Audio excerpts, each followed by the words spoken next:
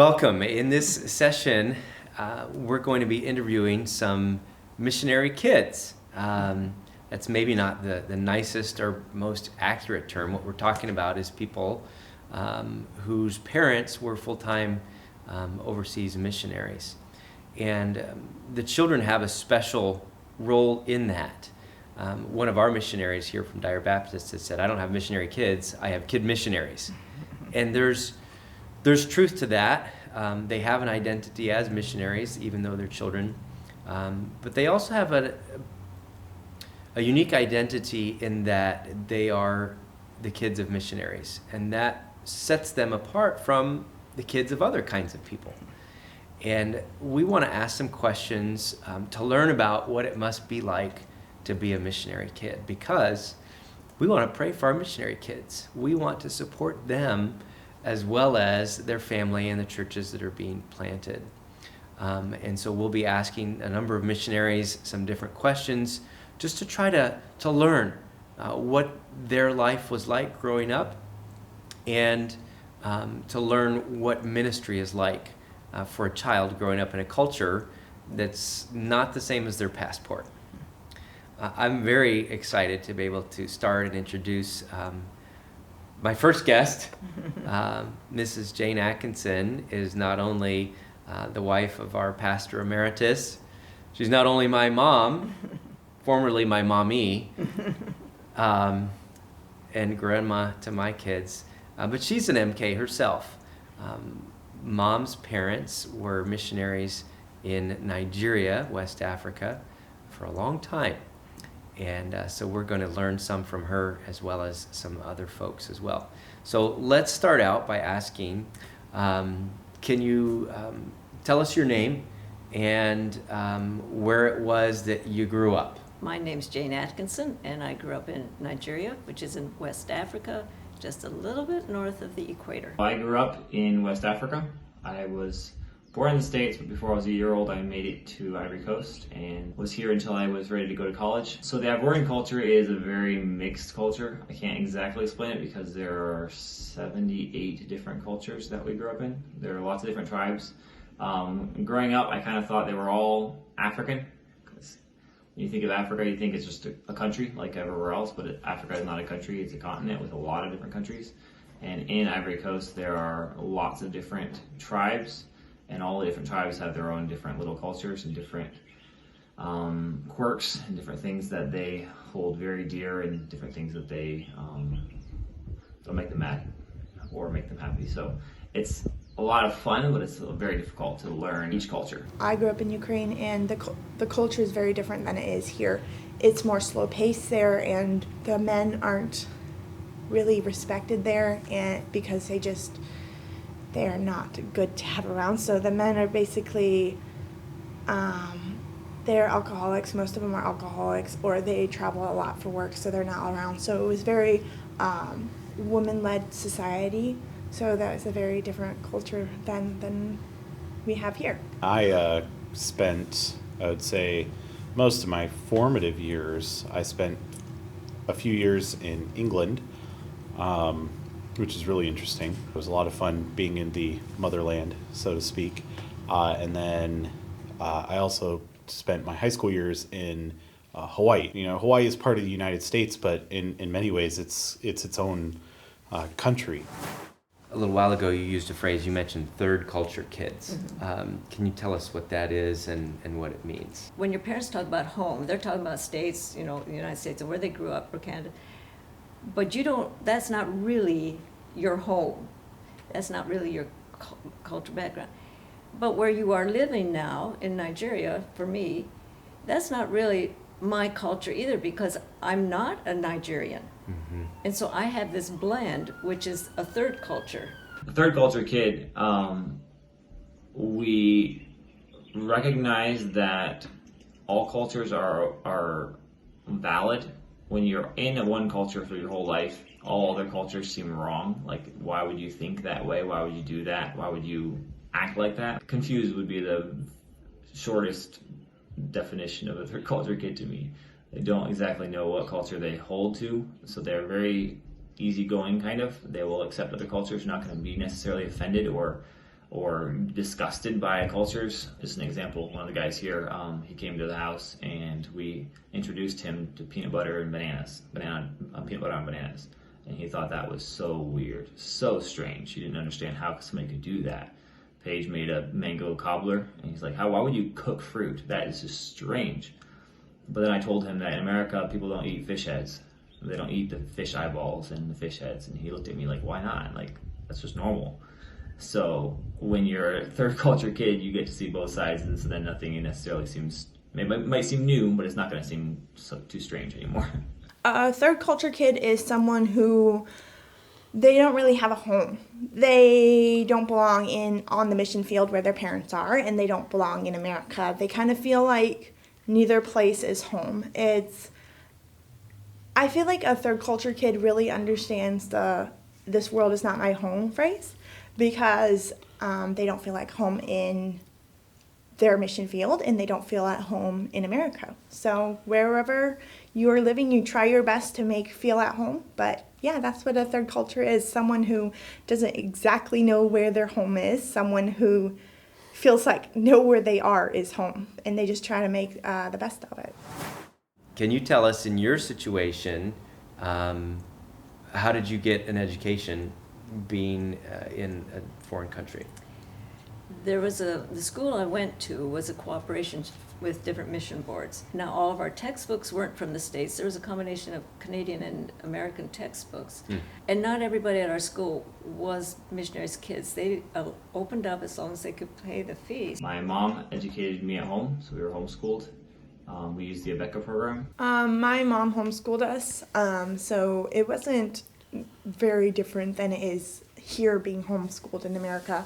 But we had the blessing of being able to be homeschooled in Ukraine, so that was nice. And I was homeschooled as well, from kindergarten all the way up to 12th grade, although my mom taught us for the most part. But then once I reached high school, there were a few classes such as higher math and science that I kind of had to learn on my own, either through videos or just being handed the book and saying, do your best, and if you have any questions, we have the internet. So yeah, but it was pretty much all done by my mom. Did you find it easier to make friends on the mission field or to make friends in the U.S. when you were a child? Oh, definitely the mission field. Definitely.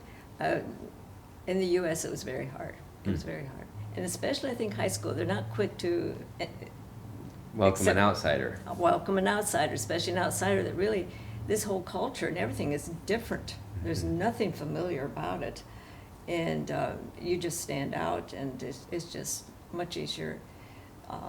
In Nigeria, there were always some that were still the same, but because there were so many missionaries going home for furlough and new ones coming out, there was always new ones, and there was always, so it was much easier. Before I went to school, my playmates were all Nigerians, and I had a best friend, and we more or less, we didn't keep in touch. Our parents kept in touch as to what each one was doing as we grew up.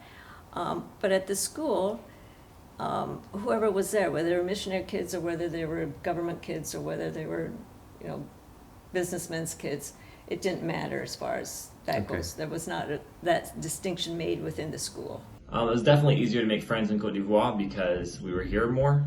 In the States, we were there for a year, but we were traveling all over the place. Whereas in Côte d'Ivoire, we were established.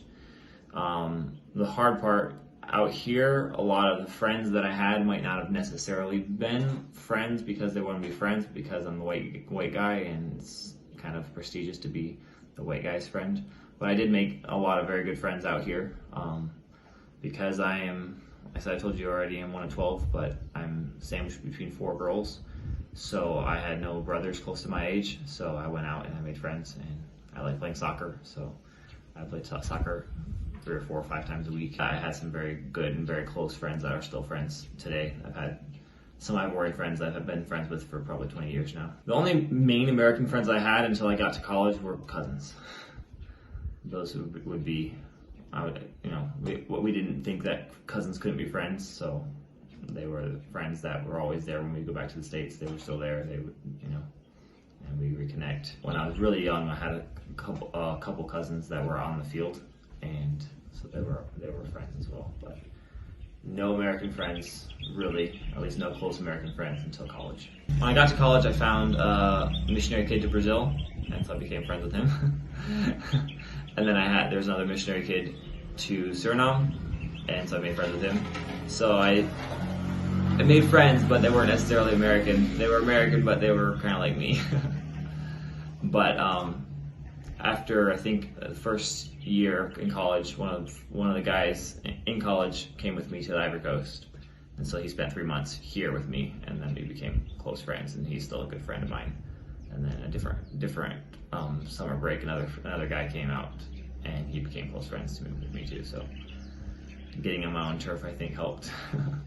Making friends was interesting because you have those missionary kids that you sometimes see, I guess you should say sometimes see, and you're friends with them, but you're not really friends with them because you don't see them all the time. And when I was about 12 years old, most of those missionary kids had left the field, so I didn't have any American friends over there. I did have some Ukrainian friends, again, until I was about 12, 13 years old, and then they started doing things that were wrong, that they knew that I couldn't, as a Christian, allow myself to be around. So I lost them as friends when I was 12, 13 years old. So that was a hard time in my life because I went from having friends, and then all my friends started doing things that were wrong, and I couldn't be around, and it just wasn't right. So I went from having friends to just having my brothers. And so as a missionary kid, you get very, very close to your siblings. So I had friends at one point, but then, they weren't Christians. And, you can't be friends with the world and friends with God, because sometimes there comes a point where you have to choose, am I going to choose to have friends, even though I have to do wrong to have friends, or am I going to choose to do right and lose my friends? When then you were in the States, when your parents were on furlough, where did you live? Because where did you stay? Well, when I was before I started school, 4 or 5 years old, we lived in Elkhart, and then the next year, the time that we were home on furlough, we lived the first half of the year in Bloomington, because in order for my father to get his master's, he had to take 1 semester at Indiana University. And then the second half, we lived in a trailer in the backyard of my grandma and grandpa's farm. Okay. And then the next time we were home, we lived in the home that my father's parents had willed to him. And we lived there, and that was out in the country, again in Indiana, near Goshen, Indiana. That's where we lived that year. We did visit churches, but we did not do like a lot of them do nowadays, where there's so many. At that time, the denomination had set it up so that the parents, the missionary had 6 months of not traveling, and then 6 months of traveling. But even then, once we were school age, when it was distance, my father often just traveled by himself. Mm-hmm. I found it very hard when we were in different churches. I've been told, and I can remember vaguely doing this, where I would just basically stand behind my mother, so nobody, they'd have to pull me out. So that was difficult. I found, as far as within the church itself, surprisingly, a lot the same as in the school, where they already had their friends, and I felt like an outsider, and I felt it never fit. As much as you tried to, you didn't, and at least I always felt that way. So I never expected America to be like Africa, so it wasn't the shock of like, this is new. I expected it to be new. I never ever remember America seeming like it was going to be the same and then finding it different and being shocked. It was exciting. It was a new experience, a new change in my life again, to go back to the States and spend a year in America. When we came back, a lot of churches, a lot of people, they try to be understanding or be supportive or be definitely very encouraging, but they don't necessarily understand how you think at all or why you do what you do. The first furlough we had, I was, I think, 4 or 5. I wasn't born on the field, but I wasn't very old when I got to the field. And then our first furlough, we were in Canada learning French, and then that furlough, I don't remember that furlough. I remember Canada, but I don't remember raising support or anything. During deputation, I was very young, so I don't remember much of it. I remember traveling in the car a lot. I remember sleeping in the car in national parks and seeing these like mountain lion or like a cougar or something walking by the car, and that was my mom freaked out about that. I will never forget that moment. But I don't really have much memory from deputation just because I was so little. When we would come back for furloughs, we wouldn't do a huge long furlough. We would do like 2 or 3 months and then go back to the field. When we were on furlough, I always felt like I was like a circus animal, and everyone wanted to ask questions of me, and they would always ask me to say something in Ukrainian, or they'd ask me to tell them what their favorite food was, and then they'd ask me to explain what my favorite food was, and it was just, it had its moments where it was hard because I felt like a circus animal, and that's not okay. But I mean, I know that those people were just trying to understand more, but I mean, there's a way you can ask without making someone feel awkward about it, without making someone feel like they don't belong there. What can those of us who are not missionary kids, what can we do to help third culture kids? Yeah. If we know that they're going to struggle to feel at home when they're on furlough, can you think of anything practical we can do to help with that?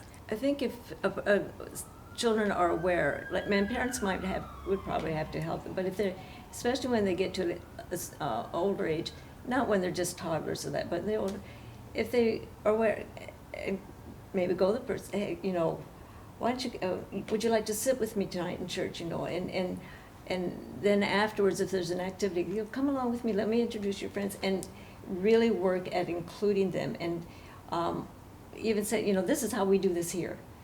Mm-hmm. And then ask them about how they did things where they were, sort of include them. I guess that's the main thing.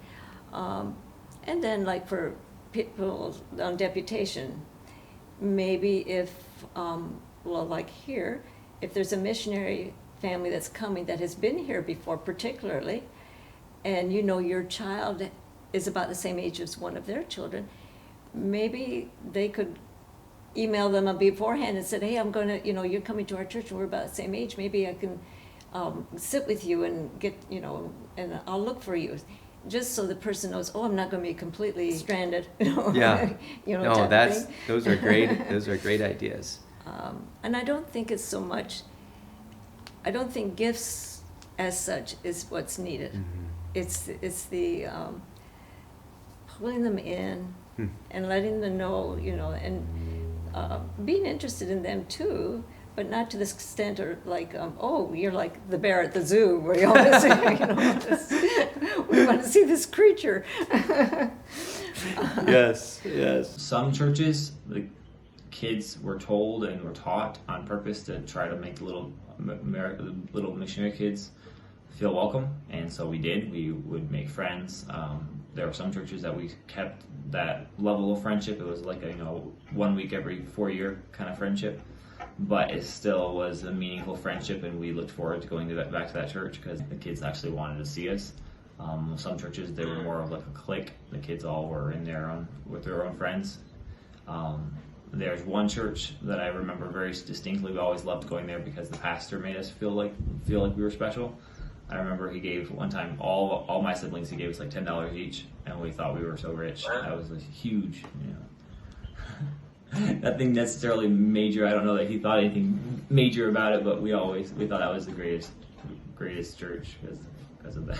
When they're too lauded, when we were like treated so special, it kind of made it harder because then you're like, they're pointing out that you stand out. You already know you stand out, so let them feel part of the church and not someone too different. I'm answering this from my experience, my couple of years of experience of teaching MKs on the mission field.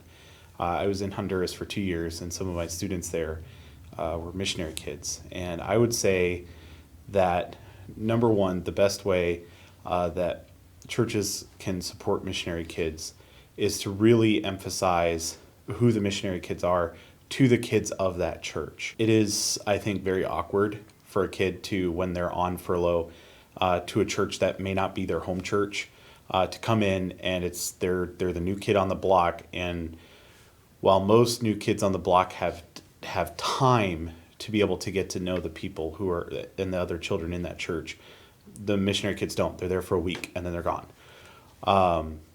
So having some kind of program or just some make the children in the church aware of who the missionary kids are, because as they grow up in the church, they'll be growing up with those missionary kids. Just be aware that they've been asked the questions that you want to ask 1,000 times already, and just being either find another way to phrase it or just find some unique way to get to know them that isn't just, here, let me drag you aside in the middle of the church service and ask you some different things. I would say do like what Lucas said, like, don't make the kids feel awkward. Yes, they're a missionary kid. Yes, their parents are called to the mission field. Yes, they are going with their parents to the mission field or have been on the mission field, but they are still kids. They still like having birthday parties. They still like going to trampoline places. They still like doing things that regular kids like to do. And if you really want to get to know the missionary kids, I suggest maybe, having a get to know the missionary kid thing. Maybe like we're having a birthday party. Maybe doing that, or having like a giant, all the kids in the church go to the jump trampoline place. I remember in Arizona there was this one church that we traveled to that they had like this huge indoor playground area, and the pastor took us and his kids, obviously, to this giant indoor play area, and we all played in there, and it was I remember that to this day. I don't remember most of the other churches. I don't remember what they did for us. Honestly, I remember falling asleep in the pews more often than not. But I remember that one church, and that really stood out to me. So if you really want to support your missionary kids, get to know them. Maybe send them a letter every now and then. Send them a special gift. Send them a box just for the missionary kids, not for the parents. That kind of stuff really, really sticks out to a missionary kid. I think it's really special that some, if not all, of the guests that will be part of this interview are missionary kids who have been in ministry as adults as well. Talk to us, please, about how being a missionary kid influenced your ministry as an adult. Well, I think for one thing, I probably notice people on the edge, on the fringe, that I think maybe are feeling a bit like I did, although they're right here and have never been here. I mean, I've always been here. And maybe I identify, maybe not always rightly, but often, you can sort of sense that. I think that one thing is I've heard of stories of pastors' wives who made it difficult for their husbands because they were being moved so far away from home. Well, I've just, what's distance-wise, what's a few hundred miles when you've lived thousands of miles away? That's right. And to me, home has never been, as far as in my background, a place, it's people. And if I have my family, then I'm home wherever. And so I tend, like, even if we go away for a few days, we're going back to the motel at night, that's home. I call it home. That's where same people are going to be there. So I think it's helped that way. I think for me personally, one of the things that has maybe been helpful in the background, I started learning more to pray and depend on the Lord, because often that's all there was, really. I feel sometimes when I've talked to people in our own church who come from another country, I've sensed sometimes there's more of an understanding or a bond there when they realize, oh, you haven't always lived here either, you know, mhm. type of thing. Growing up as a missionary kid, you were expected to minister in all sorts of different ministries and ministries that you didn't really feel comfortable in. I remember teaching a Sunday school when I was 12 years old, and I was a kid then, and I felt really awkward teaching them. But, you know, I knew it was what God wanted me for that time, so I tried my best at that. But now, as an adult, I can choose what ministries I want to be involved in. Like the sound booth. I love doing the sound booth. It is such a fun ministry to do in our church. And the nursery. I get to choose what ministries I get to be in now. As a child and on the mission field, you kind of have to do what you're told to do on the mission field because you are on the mission field. But I really love how like I get to choose what ministries I want to be in now. I'm not told what ministries I have to be in now. What advice can you give to missionaries or others in ministry in bringing up their children? I think it's important for the parents, and this is just my opinion, I have no scripture and verse for this, for the parents to do what they think is best for the child, no matter what they think of church people are going to think. You have to, we always felt that our children were our first responsibility, and that eventually I would have to answer to God for what I did as a mother. I don't have to answer to the church. And there were a few times where we decided something that I knew that some people in the church would not agree with.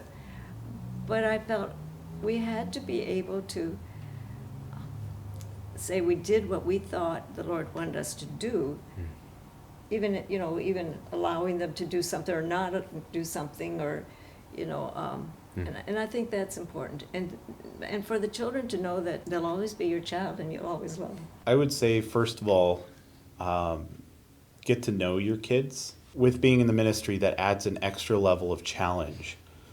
But honestly, the time invested in family is the most important thing. Even though my parents weren't in the ministry, my dad was in the military, and he spent a lot of time at his job. There were times where he'd get called away, or he would have to spend months at a time doing training and things like that. But he always made sure to give time, first of all, to his wife, but also to us kids. Wherever we went, even if we didn't have friends, even if it was far away from what we would consider home, the United States, he always made sure to spend time with us. You can take a day off and spend time with your family. You can make sure that you read to your kids at night and make sure that you have fun with your kids. I remember as a kid, there were times where I had those moments where I just did not want to be a missionary kid. But then my dad would take me out on a date and would get me pizza, and we would have pizza and we'd spend time together, and that would be fun. And it would encourage me and make me want to be on the mission field some more. And you know, there are a reason that some of the missionary kids they don't turn out right. It's because their parents, yes, every kid makes their own choice, but their parents have chosen to not spend time with their family. They have chosen not to take time when their kids are struggling to help them, to lead them, to guide them. Yes, you're in the ministry. Yes, you're doing God's work. But you need to remember that your family is also given to you by God. And you need to remember to spend time with God and to help your family grow even when they're struggling. So my advice, spend time with your family. It's hard sometimes to take time out of your busy schedule and spend time with them, but it's needful, because if you don't do it, then your kids aren't going to feel like they're going to feel like you did not take the time to get to know them as a person, that you did not take the time to want to know them and to want to help them grow, that you were just so focused on a ministry and doing what God called you to do that you forgot about them. And then I would say the second big thing is make where you are fun for your kids. The best part for me growing up wasn't being in the States, it was being in Great Britain. We went everywhere. There were some British people who, when we told them all the different places we had been, they were like, I've lived in this country all my life, and you've been more places than I've been in the 2 or 3 years that you've been here. And my parents just made it fun. Sure, there were times we got taken to places that, as a kid, you're like, this is really dull. But as an adult looking back, I'm like, I got to see that. I got to experience that. I got to see, where the Queen's winter home is. I got to experience, live symphony orchestras playing beautiful music. And as a kid, I was like, man, why do I have to go here? But my parents never, tried to make it a drag. They were educating us, but at the same time, they were making it fun. And they tried to make sure that we had fun, even if it was something that, to a 12-year-old kid, that might not be the funnest thing in the world. But hey, you know what? We're also going to do this other thing that is fun. And looking back on it, I have some amazing life experiences that I never would have had we not been to all these different places around the world. What are some of the cool things about being a missionary kid? You mentioned a broader view of life. Even just the travel, the places, that I've been, that I've got to see, that in itself is an education. But it's just, now when I look at the news and they show like St. Peter's in Rome, I see it different than you. That place is amazingly huge. You can't. No picture will give you just, even if they have a picture of a man there, you just can't imagine, and things like that. What are some other places you've been? Switzerland, and that was, I remember thinking it can't be as beautiful as everybody says, but it is. And London. Those were the main places that I've been in growing up. Growing up here in Ivory Coast, every trip back to the States, we had to go jump to different countries. So I've been a little bit in different countries, but ones I've actually visited were here in Ivory Coast. I visited Kenya for a little while. I visited Morocco. I visited Istanbul, Turkey, and I traveled around Europe a little bit. My family, when we came back for furlough one time, decided to take a three-week pause in Europe just to visit Europe on the way to the States. So we got to visit a little bit of Europe. I went to Mexico, all over the States. When you're on furlough, you travel everywhere for furlough or deputation. So we went. I've never been to Alaska, but we went to a lot of the States. One of the coolest things I know that an MK gets to do that a normal kid doesn't get to do is travel. You get to go see things that people normally won't get to see, or if they do get to see, it's not until they're an adult or older. And you get to live in a different culture. You don't have to live in the same culture your entire life. You get to meet people who are different from you, who look different from you, who eat different foods from you. You get to eat foods that are not American. You get to do things that normal people don't get to do. And I think that is the coolest thing about being a missionary kid. I traveled to England and I've traveled to Poland. We went to Poland quite often because that's where we would renew our passports and our visas. And then we also traveled for my senior trip, my senior year of high school. My mother and I went to Austria and we went to Vienna and we got to see Vienna and we got to go see the places where the Sound of Music took place, and that was super fun for me. I thought that was pretty cool. So I've been a lot of places. Actually, one of the coolest places that I can remember being goes all the way back to when I was 5, and we were stationed in Japan. And the Japanese have some really cool playgrounds. There was one that was a pirate ship. Like, it was this full-size pirate ship with, fake cannons and slides, and you could climb up the rigging. I'm sure it was super dangerous for a 6-year-old, but it was awesome anyways. There was one that was in the shape of a dragon. There was one that actually had a slide that went through a hill. So it was like a tunnel slide, and it was on rollers, so you got on cardboard, and it was super long. It was amazing. There was nothing cool in North Dakota. Well, that's not entirely true. There was the Badlands. That was cool. But only because I was into dinosaurs at the time. Then in England, I got to see where the crown jewels were. I got to, as I mentioned before, see the Queen's winter residence. Warwick Castle, I got to see jousting matches that would take place. We went to Scotland.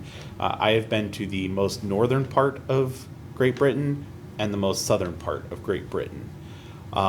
We went to Wales. We did not go to Ireland. That's the only part of the British Isles we didn't go to. When we lived in Hawaii, I've seen, I think the Royal Palace in Hawaii is the only royal palace in the United States. I went to, I think, almost every island except the one you're not allowed to go on. When I was there, I stayed in a volcano while we were there. There was this vacation area that was inside an active volcano. That was really fun. And when my parents were stationed in Greece and I was in college, I got to see the tomb of Alexander the Great. I got to see Athens. I have seen Mars Hill, upon which Paul stood and spoke to the Athenians, the Parthenon. So yeah, I've seen a lot of cool places in my time. From listening to Missionary Kids, I think they need to be seen as individuals, not just the children of the missionary. Mm-hmm. They Yes. have a name. Mm-hmm. They're and people. They're people. Yeah. And whether it's all of these practical things we've talked about are just ways of kind of proving to them that we know you're a person. And so I think that principle can guide us to some other practical ideas as well. Yeah. Well, thank you so much for your time, for sharing your heart and showing us some of the box. Thank you to all our panel members, and thank you for watching. We trust that the Lord will help us to help our missionaries, not solely as a humanitarian cause, but as one step, as one part of the overall work of missions. And when we have a good prayer card, or when we have a good missions conference, or when we have good relationships with our MKs, it's so that we can do a better job of fulfilling the Great Commission and glorifying God. So this is a small piece of a really important thing, and therefore it's very important itself. Thank you.